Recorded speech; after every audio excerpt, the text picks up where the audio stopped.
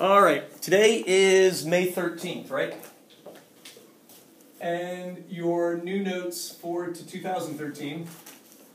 I'm going to try and talk about two things today. And the first one is sigma notation.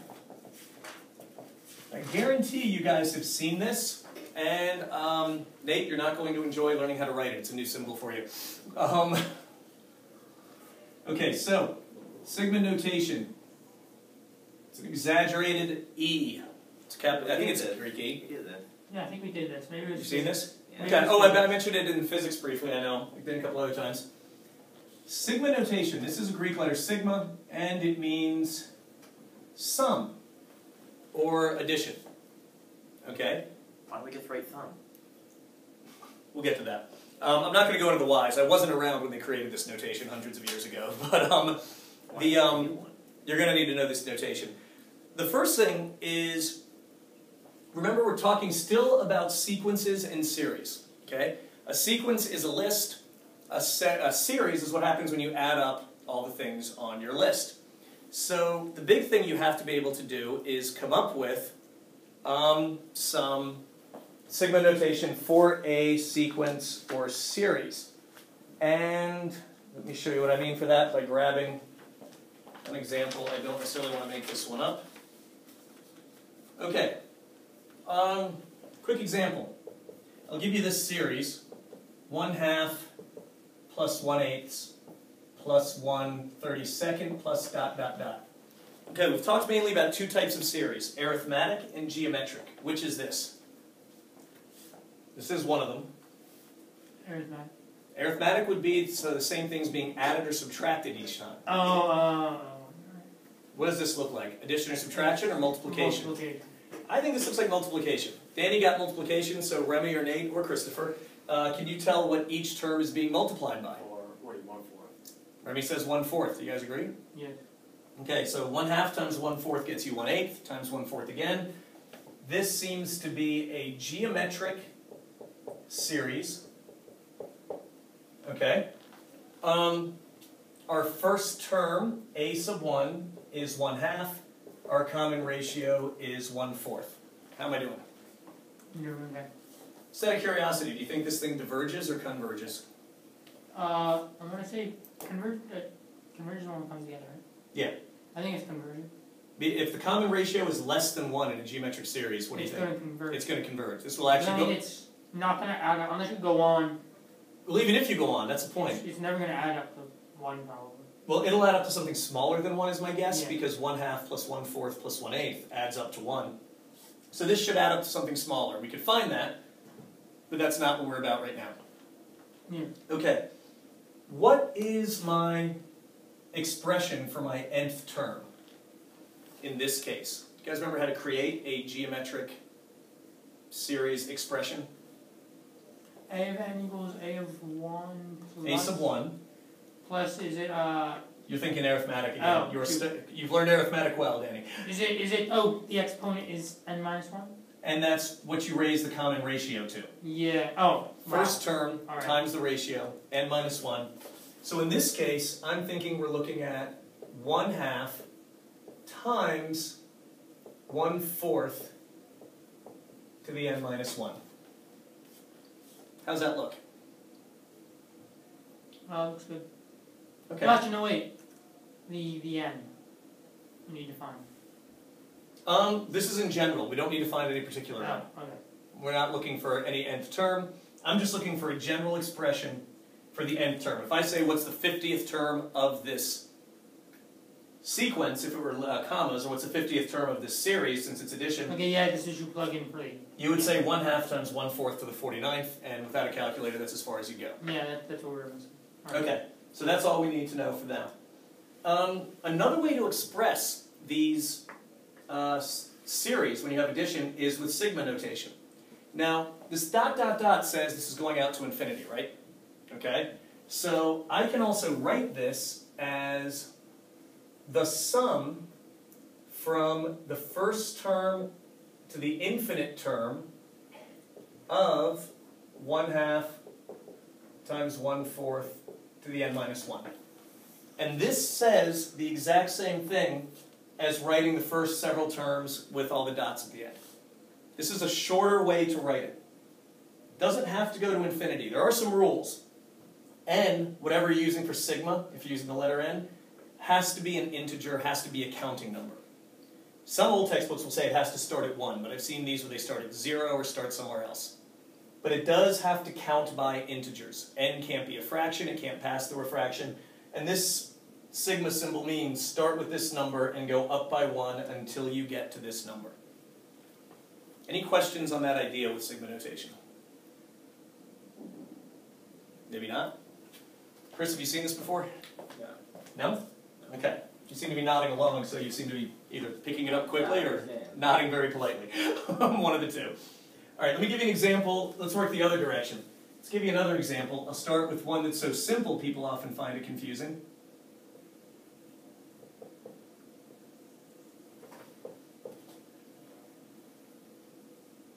I'll start with a slightly more complicated one. What is this telling me to do?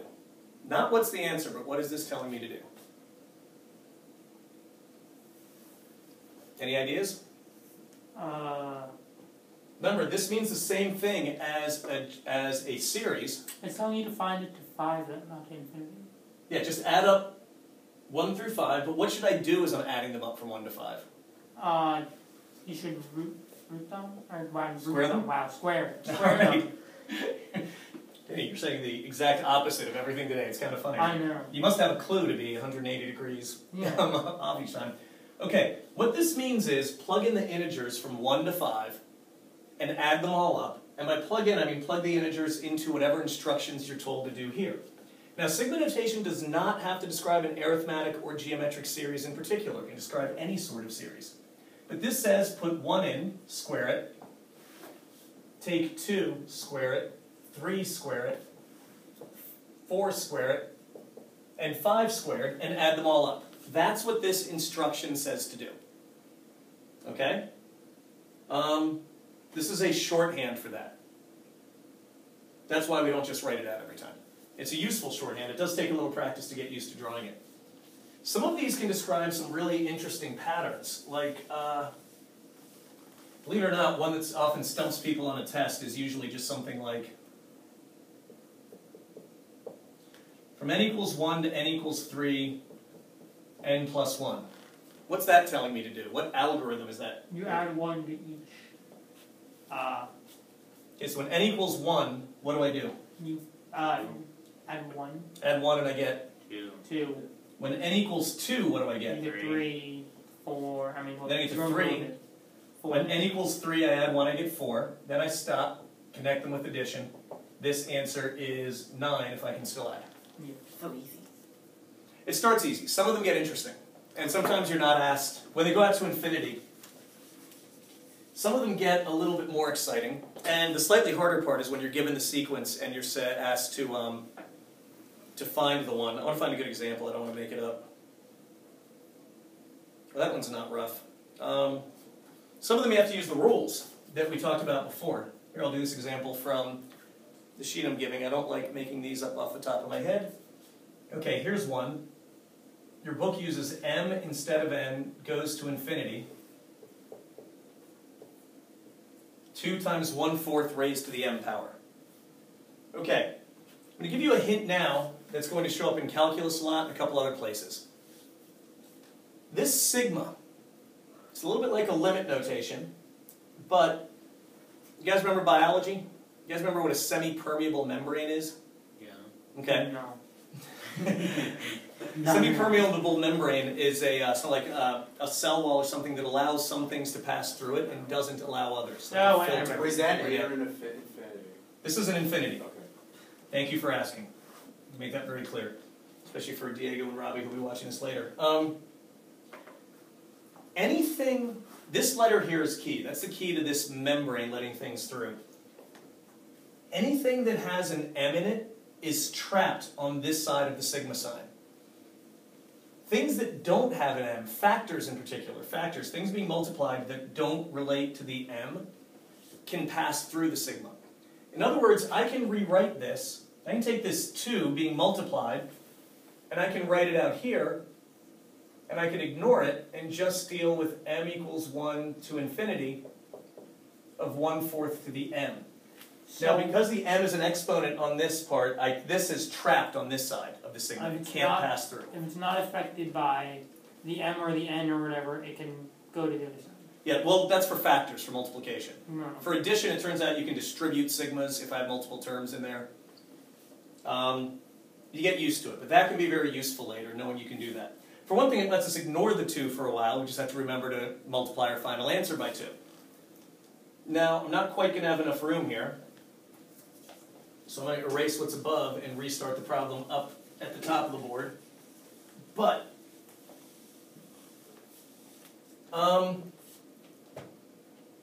what kind of series is this? Geometric or arithmetic? I've only given you formulas for those two, so it'd be really unfair for me for this not to be one or the other. I want to say geometric. Geometric. We're multiplying over and over again, correct? This is a geometric series. Who's got in their notes or in their memory what the sum of, in this case, up to the mth term of any geometric series is? Everybody should be checking. Are these notes on your computer, Nate? Yeah. Give you a hint, it's a fraction. Oh, yeah. Oh, I think I remember this, but let me find it. All right. Geometric, you wanted? Geometric, yeah. So much more organized on my computer. Sum I know is exactly where they are. That's S good. equals a of 1 minus a of 1 r to the n. Oh, I think I factored out the... Wasn't I factoring out the a sub 1 after a while? Yeah, you might have been. No, I was. And then that's over 1 minus r, correct? Yeah. Okay. Forget the 2 for now. When n equals 1, what's our first term? Wait, should it be r over m? I think you're thinking of the interest rate formula. Wait, for over there. Up here? Yeah, r over. Is that an m or an n? Oh, it should be an n. It should be r to the nth. And it should be m, not n. Thank you. Remy catches my details. All right? That's his, he's fantastic at that job. And I need somebody to do that for me. Okay. What is my first term? Plug 1 in for m, and what do I get in my sigma expression down here? What do you get, Christopher? 1/2. To get a 1/2, I would have to square root. M would have to be 1/2. That would have to be a square Oh, root. so don't multiply by 2 then? No. When Then it's 1/4. oh, you're putting the 2 in. Yeah. Oh, awesome. Okay, it would be 1/2 if we were multiplying this 2. But for this sum, I'm just going to completely ignore the 2. Oh. I should have been more clear about that. Your answer was correct for how I said it, but I'm going to ignore that and just say it is 1/4. Awesome. And what is my common ratio? What are we multiplying by over and over and over again? Anybody? In this expression, this exponent is telling me to multiply by what over and over again? Say it out loud, Nate. 1/4. Okay. So this is one of those cases where the first term and what we're multiplying by are the same. Okay? So I plug this in, and I get 1/4 times 1 minus 1/4 raised to the nth power over 1 minus 1/4. Lots of 1/4s in there. How am I doing? Awesome. Now, 1/4.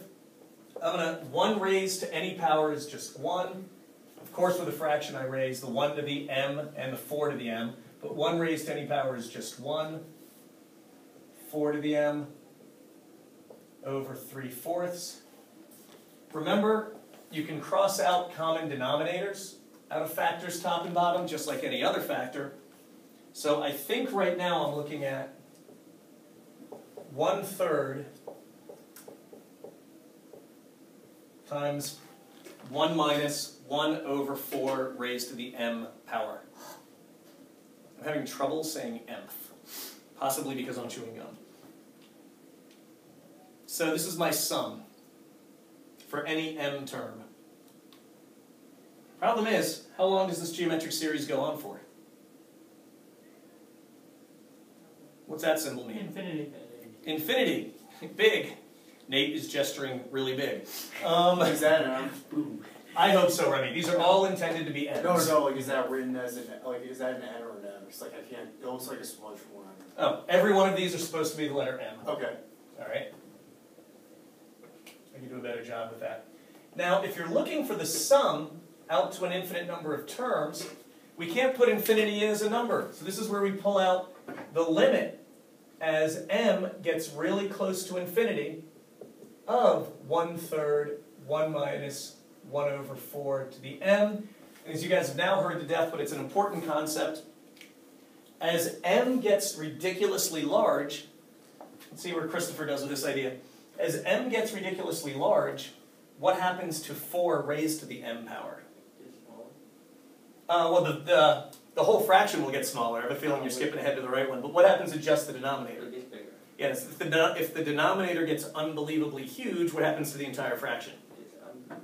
The entire fraction? Yeah, this whole fraction.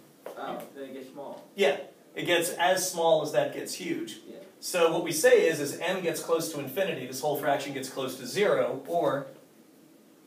Chris, you're doing a very good job. You're actually skipping ahead to the answer I'm really looking for. Alright, so it looks to me like if we add up all of these... Wait, why'd you cross out the 1, 4 again? Because the Oh. m is making the... I'm letting m get close to infinity, which means I'm letting that get really close to 0. Oh, okay. So letting the whole fraction get close to 0 as the denominator gets huge. Remember, a limit is like a dog on a leash. Okay? You want to let it off at the right time. You let it off too soon, could be a problem. So I did not want to let my limit reach infinity until I was sure all it would do is make something inconvenient go away.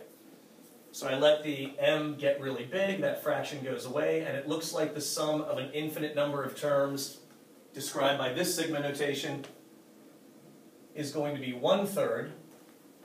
And now, Chris, here's where I would bring the 2 back in. So I would say this sum is 2 times 1/3. So this entire, I did lousy board work, I apologize. So I didn't erase the other one. So we started here, went up here, and then went around. But my final answer is, this notation says, add up all the terms of this sequence. This is a geometric sequence. The sum of the terms of a geometric sequence is this formula.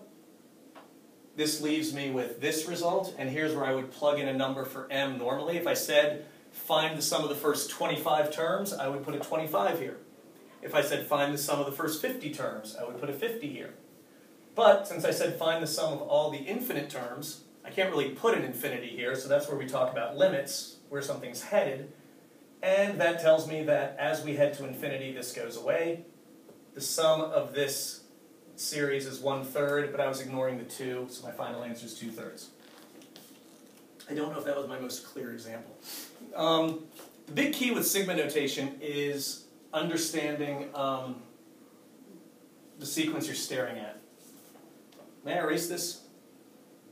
Okay, from now on I'm starting all examples at the top, because they're going to get a little longer. And we have one more topic I want to throw in today.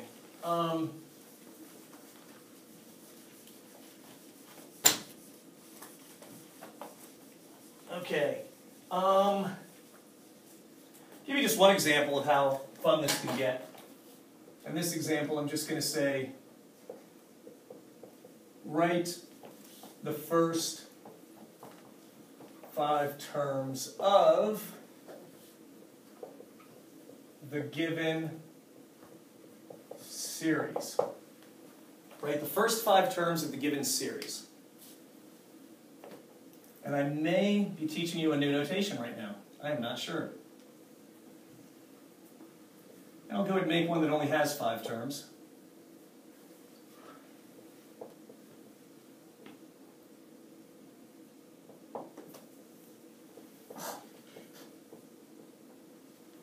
What the heck is exclamation point? Is it factorial? That's factorial, very good. You've done at least a little bit of statistics. We often drop that, and Nate came to us from a different school. The factorial sign, if you've never seen it, the factorial sign was originally... That's the exclamation point. It's not a factorial Right. sign. The same sign we use in English. Yeah, but in math it means something different, unfortunately. Use a period. Who the heck came with that? 5 factorial is how you read this. And 5 factorial means 5 times 4 times 3 times 2 times 1. 3 factorial means 3 times 2 times 1, etc., etc. Okay. All right? 1 factorial is 1, and for reasons that I won't go into today, but might if I have time later in the week, 0 factorial is also 1, and that could become important today or tomorrow. That's a really counterintuitive rule. There's a reason why 0 factorial has to be 1, but it's not what I'm going to explain right now. But you guys get what factorial is asking you to do. Yeah. Just go down by integers. It only applies to integers, counting numbers, positive ones, and you just multiply down till you get to 1 by each consecutive lower integer. Couldn't they at least put it sideways?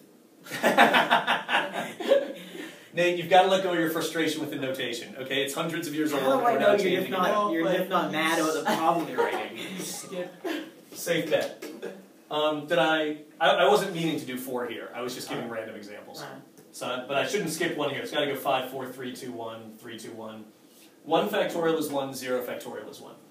So this series, this is neither arithmetic nor geometric, okay? This one, okay, let's put in 1 for everything. What is negative 1 to the first power? Negative 1, and what's anything raised to the first power? Itself. Itself. So negative 1 to the first power will still be negative 1, right? Mm-hmm. This is just here to tell me to make this entire first term negative. Then I've got 1 factorial, which is 1, but I'm going to write it like that. 1 plus 1 is 2. That's 2 squared. That's the first term. Now I put a 2 in for everything. What's negative 1 squared? Not meant to be a stumper, guys. And I'm still writing down, but what's negative 1 squared? 1. Positive 1. Positive 1. This is just here to tell me that this entire term will be positive.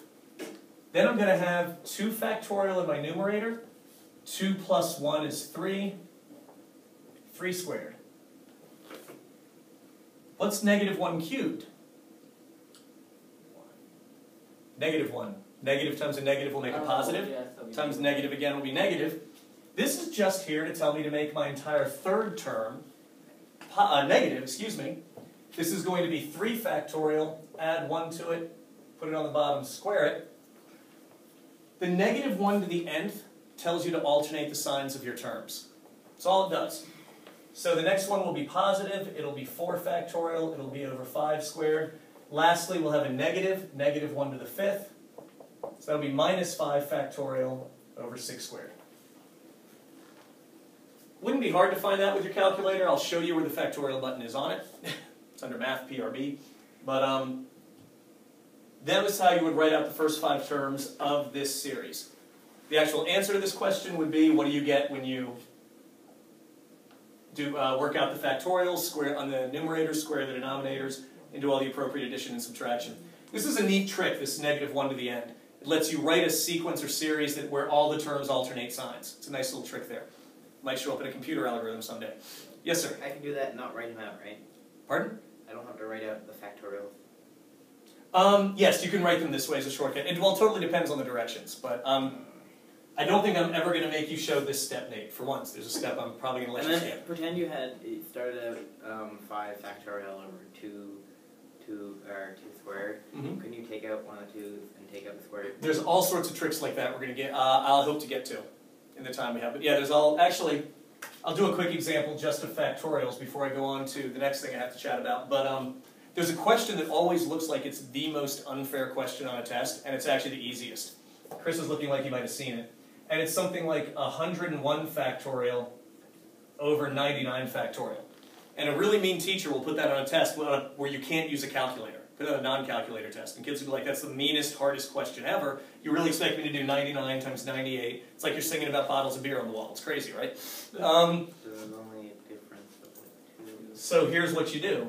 It's 101 times 100 times 99. Wait a minute. From here I'm going to go 99, 98, 97, 96, right? Get rid of the rest. So I just say, oh, that's 99 factorial.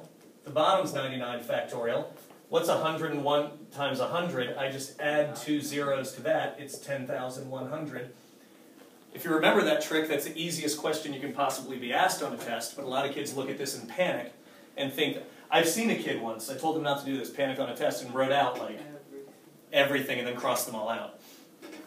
Oh my gosh, poor kid. Yeah, waste of time. But they never forgot what a factorial was after that, I guarantee it. But Well, I don't get why it's an exclamation. That just bothers me. Okay? Like, you gotta let go of the notation, all right? how do I know if not some little kid trying to troll me? It's not, trust me, okay? All right, anyway. Okay, but you guys see how sigma notation can get kind of complicated. This is relatively easy. The fun part is when you're handed this series and told, hey, come up with the sigma notation that describes it. Oh. When you're handed one like this, that can be tricky. So first hint, if you see alternating positives and negatives, there's a -1 to the n in there somewhere. Or a -1 to the n plus 1 if it started positive. Got to look at stuff like that. That's your first hint. Any quick questions on this? I'm going to go on to something that seems new and most likely pull them all together tomorrow. So any quick questions on this? All right. New sort of idea. Most likely won't pull it all together tomorrow. Tomorrow you will need to know sigma notations and factorials. But this will seem, maybe I'll get to it, I don't know. Maybe you guys have seen this before. Let's find out.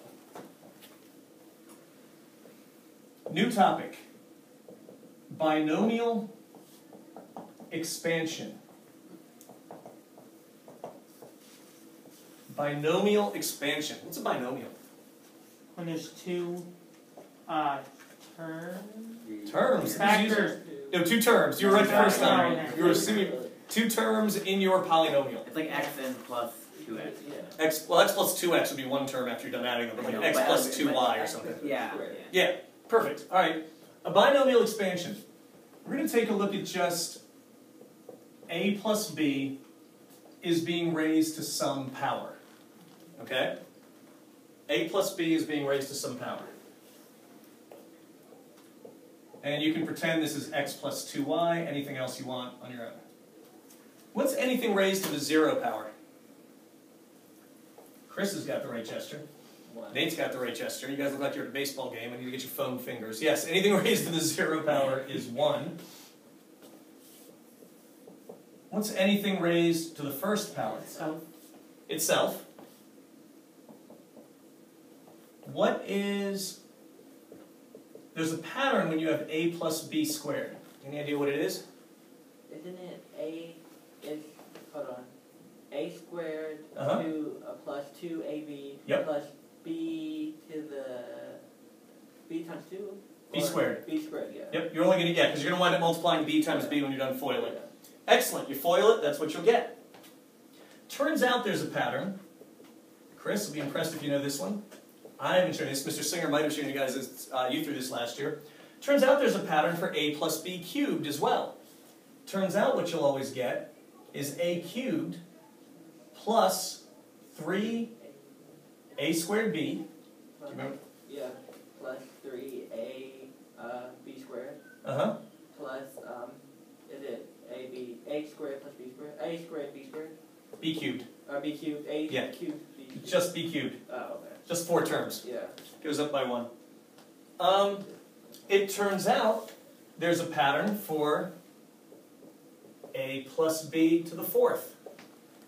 And that pattern is a to the 4th plus... Chris, did you ever get this far? We never went that far, but All right. I can kind of guess, I guess. All right, well, it's going to be 4a cubed b. Any idea what comes next? 4a, Nope. It's going to be a 6 next.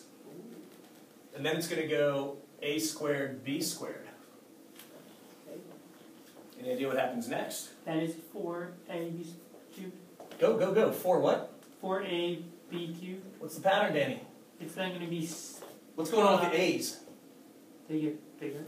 Oh no, it goes up by 4, then 2, then back down by 2. You're still looking at the exponents. Oh wait, wow. Thinking It goes down by 1. The exponents on the, you're looking at the coefficients. The exponents on a are going down by 1. Down by 1, and then it goes back up by 1. And then on the b's, it's going up by 1. it's going up by 1.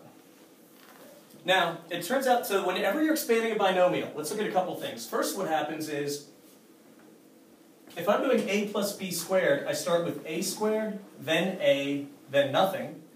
I start with no b, go up to b to the first, end on b squared. If I'm looking at a plus b cubed, I go a cubed, a squared, a, and then no a. No b, b to the first, b squared, b cubed. A plus b to the fourth. I start with a to the fourth. I go to a cubed. I go to a squared. I go to a. There's no a in the last term.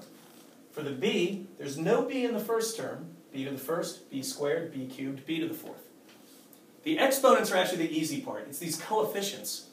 Do you have any idea where I was getting the 3's and the 4's and the 6's from? When the you get multiple like The power. Oh, you're thinking when you actually distribute it, Yeah. it's where you get it. Okay. and you add it. Yeah. I mean, You're not I'm wrong. afraid- When you're done combining like terms, you're exactly right. That's where they ultimately come from. There's a simpler pattern. Is it how Christopher? many times that you multiply 2 to the power that it is 2? No, there's a more complicated formula in that involving factorials. But it turns out there's a simple pattern and a more complicated formula. Okay? Hold that thought. Here's the pattern is something called, unless I was misunderstanding, Chris, and this is what you're referring to, is called Pascal's triangle. Does that sound familiar? Can you wait a second? Okay. Does that sound familiar? Has anyone ever heard of Pascal's triangle? Okay. Pascal's triangle starts with a 1 at the top, and then it goes 1 on the next 2 rows. Okay? Now from here, you put a 1 a little bit further out. Oh, I hated this thing. You've seen it before then? Yes. Okay. What's 1 plus 1? 2. That in the middle. Start with a 1. What's 1 plus 2? 3, 3. What's 2 plus 1? 3, Put another 1 on the outside. Start with a 1 a little further out. What's 1 plus 3? 4, 4. What's 3 plus 3? 6. What's 3 plus It's 1? gonna be fixed just like the thing. 1. Turns out if you do all the distributing, after you do what Danny was describing, Danny was picturing if you do a plus b times a plus b times a plus b times a plus b, when you're done combining all your like terms, you will wind up with 4 of these, 6 of these, and 4 of these. But there's a much faster way to find the coefficients depending on how far out you're going. Yes, sir? Would you give us like a plus b to the 73rd? No, I wouldn't. But it turns out there is a formula I can give you where I wouldn't do that just for time, but there's a formula where I could say, and I may have time to introduce it today, where I could say, what is the 57th term of a plus b to the 73rd, and you'd be able to tell me. Actually, those numbers would actually be very large, but I'll show you the formula. What's the next row of this triangle going to be? 1, then what? 5. Then? 10. Then? 10. Then? 5. Always end with a 1. So it turns out, I don't really have room for this, I'm breaking my rule about it. I'm going to go back up here, I apologize.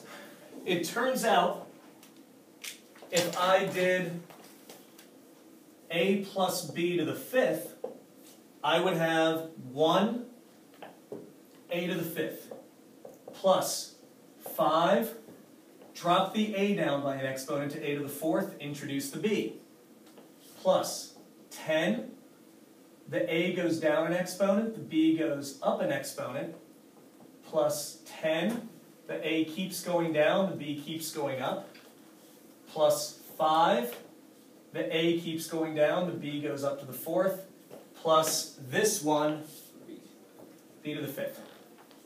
The annoying thing is when a is 2x squared and b is 3y cubed, you won't see the 1, the 5, the 10, the 10, the 5, and the 1. You'll see, like, if a was 2x squared, you'd see 2x to the 4th. You'd have to do 4 to the 4th. I'll do an example like that if I have time. This works great up to like 5 or 6. Up to about the 5th or 6th power, this triangle is probably faster than the formula, which I'll show you. But let me do a quick example of just how sort of weird this can get. Any questions on this? And let me know when I can erase this side. I want to leave the triangle up. Yes, sir? Is there any special thing to get the squares? Or Pardon? Like the end terms, I guess. Yeah, there's a formula for that, for just doing it. But it's, honestly, if you give me anything up to about the 6th power, I'm going to draw the triangle faster than the formula. The formula's got lots of factorials and stuff in it. But if you give me anything over like 8 or 9, I'm definitely using the formula. I think that's me personally. I had a student in honors precalculus years ago who was determined that he could distribute as fast as the triangle or the formula. He didn't win that bet, but he got really fast at distributing, I have to say. I was impressed. Okay, I'm going to erase these examples, and now I'm going to just do an example of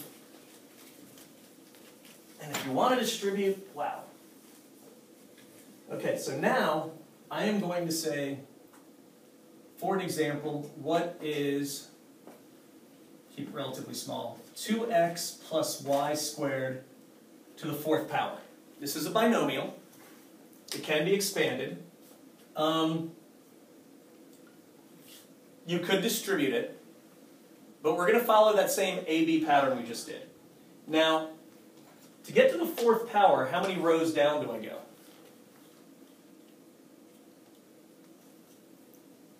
Do I go 4 rows down? Chris is shaking his head. How many rows down should I go?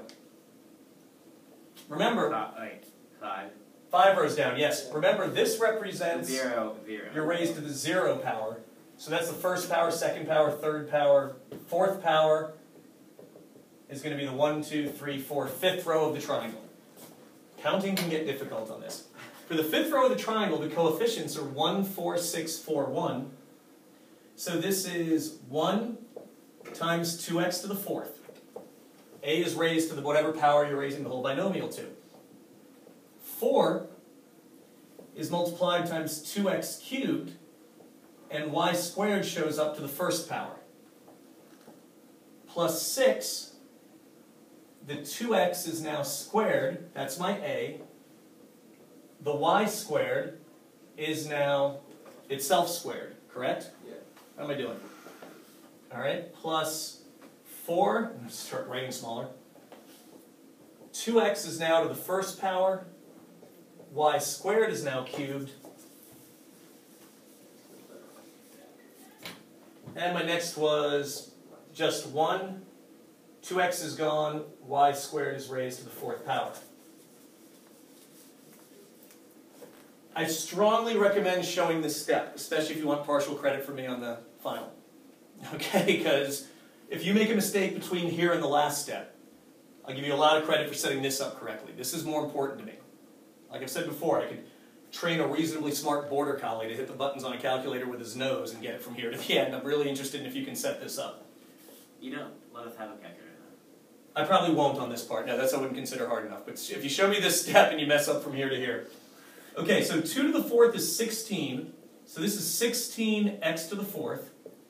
2 cubed is 8 times 4 is 32. X cubed y squared. 2 squared is 4 times 6 is 24. X squared y to the 4th. 2 to the 1st is 2 times 4 is 8. X to the 1st, y to the 6th, plus y to the 8th. Remember, Pascal's triangle told us that the coefficients were going to be 1, 4, 6, 4, 1. Those aren't the coefficients we see because we had a coefficient on one of our terms of our binomial. That can be confusing. Especially if you think you see this pattern here and you want to get back to this. That can be confusing. We're not going to do that this year just so we don't have time. But this is the 1, 4, 6, 4, 1 pattern, even though you don't see 1, 4, 6, 4, 1, because this 2 got raised to the 4th power, then it got cubed and multiplied by a 4, etc. Any questions on this? Nope. Going once, going twice? All right, I'm going to preview something real quick, because you guys have done well with this. And this brings it all together. There is something called the binomial theorem, and it's a way to find any term. Okay, may I erase this? No, wait. Not yet. Okay, I'll start writing up here. You can erase all but the bottom row. Gotcha. Okay. Change colors. The binomial... Alright, you can erase the bottom row. Okay. The binomial theorem says... Now, Nate, here's where the 73rd power question becomes fair, as long as I'm only asking about individual terms, but still a pain. The binomial theorem says that I want to state this correctly. There's a couple ways I can write this.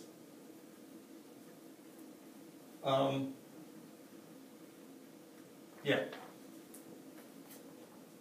says that x plus y to the nth power can be written as a sum, as a sigma. You notice what we were doing after we expanded this is we were adding a bunch of terms together, right?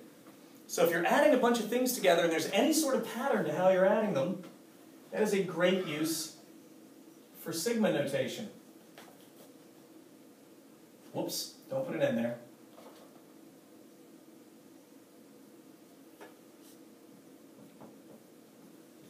If any of you have studied any probability, this would look familiar, but if you haven't seen factorials, it won't.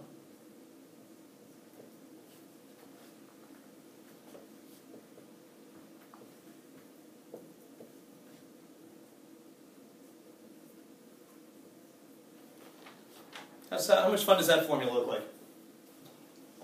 Lots of fun. But if you put 0 in, okay, what you're going to get is n factorial divided by, I know I was miswriting something.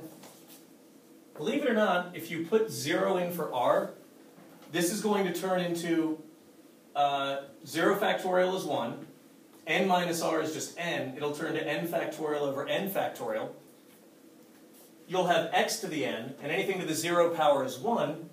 If you put 0 in, you will get r equals 0 will get you the first term, which will just be 1 times x to the nth. Okay, does that make sense? If you put r equals 1 in, you will get the second term, which will get you n factorial over 1 factorial over n minus 1 factorial times x to the n minus 1 times just y by itself. Okay? So, Nate, you said about raising something to the 73rd power. No, I'm not going to make you write out 74 terms of an expansion. I'm sure not going to make you distribute it.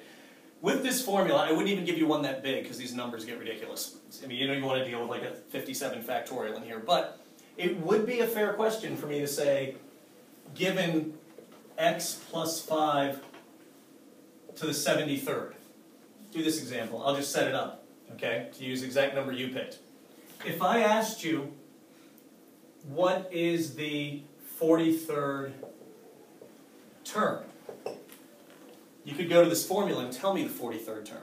Wait, is that a 7 or a 4? This is supposed to be a 73. Oh, because it's a 40. Supposed to be 5. Yeah, that's supposed to be 43rd term. Right, oh, because you were saying difference. Yeah. See, it wouldn't be, I'm not going to make you expand 74 terms out of this. That'd be insane. It would not be the best use of it. My God, you would know this formula when you were done, though. But if I say what's the 43rd term, now look at this pattern, though. For the first term, you put 0 in for the r in this formula. For the second term, you put 1 in. So for the 43rd term, what do you think you would put in for r? 43. Nope. For the 43rd term, the first term, I had to use 0 for r. For the second term, I had to use 1 for my r value. It's always 1 less. So for the 43rd term, what would I put in for r? 42. R would be 42. N is the power you're actually raising it to, which is 73. So I would go to this formula here, and my 43rd term would equal 73 factorial over 42 factorial times 73 minus 42 factorial. See, I'm just plugging in the n and the r, right? Times x to the, well, what's 73 minus 43? That's just 73 minus 42, excuse me. That's 21, correct? Or 31. 31, wow.